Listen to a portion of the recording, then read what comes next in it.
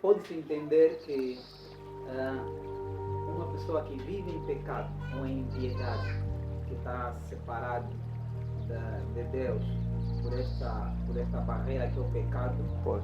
eh, tem menos propensão de conseguir alcançar bens de Deus em relação a, aos convertidos ou nascidos de novo.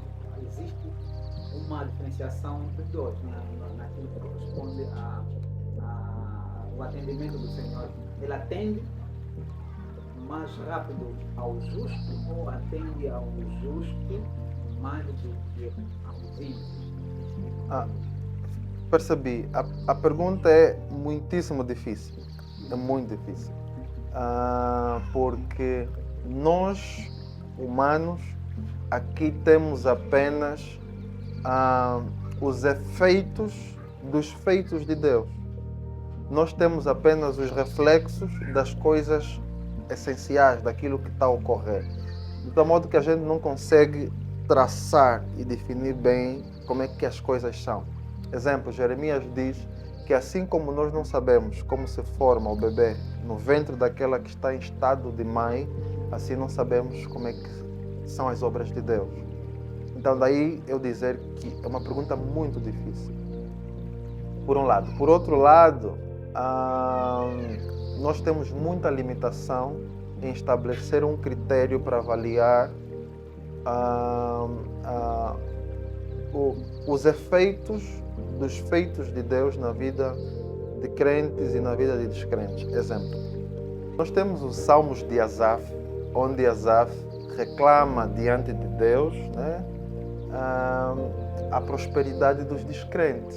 Ou seja, é um paradigma existencial onde alguém que teme a Deus, naquele contexto, tinha inúmeras dificuldades do ponto de vista de prosperidade material, estamos a falar de prosperidade financeira.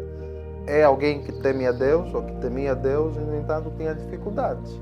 E ele estava a reclamar porque via que os descrentes prosperavam financeiramente. Então, aqui entramos mais uma vez no dilema de qual é o barômetro, qual é o critério para a gente avaliar o que vem a ser sucesso, o que vem a ser resultado de Deus atender ou não o crente ou o descrente. E os exemplos são vários. Nós temos, por exemplo, o apóstolo Paulo, alguém temente a Deus, que Cristo lhe apareceu e o designou para uma tarefa grande, excelente. Mas lá está dito que ele saberá, porque ele é um vaso escolhido, ele saberá como convém padecer pelo meu nome. E quando a gente avalia a carreira de Paulo, a gente vê Paulo em Filipenses capítulo 4, no versículo 11, 12 e 13, a demonstrar as relatividades existenciais que vivenciou, quando ele diz que eu sei, em tudo estou instruído, sei ter fartura, sei ter escassez, sei ter fome, sei estar farto, sei ter muito, sei ter pouco. Ou seja, ele dizia que em todas as coisas ele estava instruído e, consequentemente, versículo 13, posso todas as coisas naquele que me fortalece. Portanto, temer a Deus não é um amuleto para nós não enfrentarmos dificuldade. Existem várias razões pelas quais nós podemos enfrentar dificuldades sem entrarmos na questão de teme a Deus, não teme a Deus. Exemplo, eu posso temer a Deus, mas se eventualmente eu não me formar academicamente, está posto que nessa sociedade eu vou enfrentar inúmeras dificuldades de conseguir suprir as minhas próprias necessidades, ter um trabalho condigno e tudo mais, ok? Isso não está em questão, o temer a Deus e não temer a Deus. Há coisas que são próprias do modus operandi da sociedade em que você está, o curso normal da vida em si. Por exemplo, se eu não me levantar cedo para trabalhar, eu posso perder o emprego, sendo crente ou descrente. Se eu, por exemplo, não semear, eu não vou ter como colher. Então, que há diferença entre o modo como Deus lida com crentes e descrentes? Ok? E nós podemos, assim, em termos de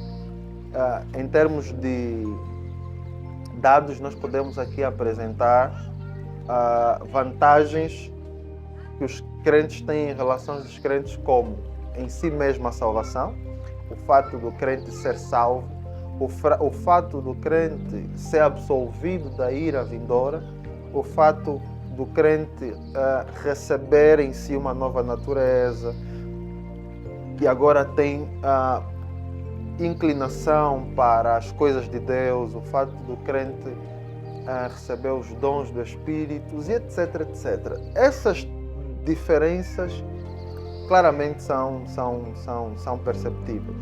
Agora, em termos mais materiais, é muito difícil, porque há coisas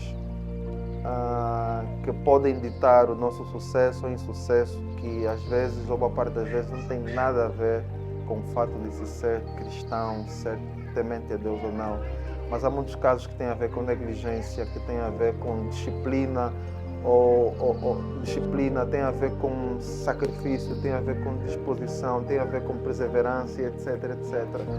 E nessa matéria, pelo menos nos dias de hoje, a gente sabe claramente como muitos dos crentes dão 10 a 0 a muitos crentes nessa matéria da disciplina, da determinação, do esforço, da labuta. Muitos dos crentes dão 10 a 0 a muitos crentes. Então, uma coisa é uma coisa e nós temos que aprender a fazer diferenças de águas e águas, ok? Acho que é mais ou menos isso.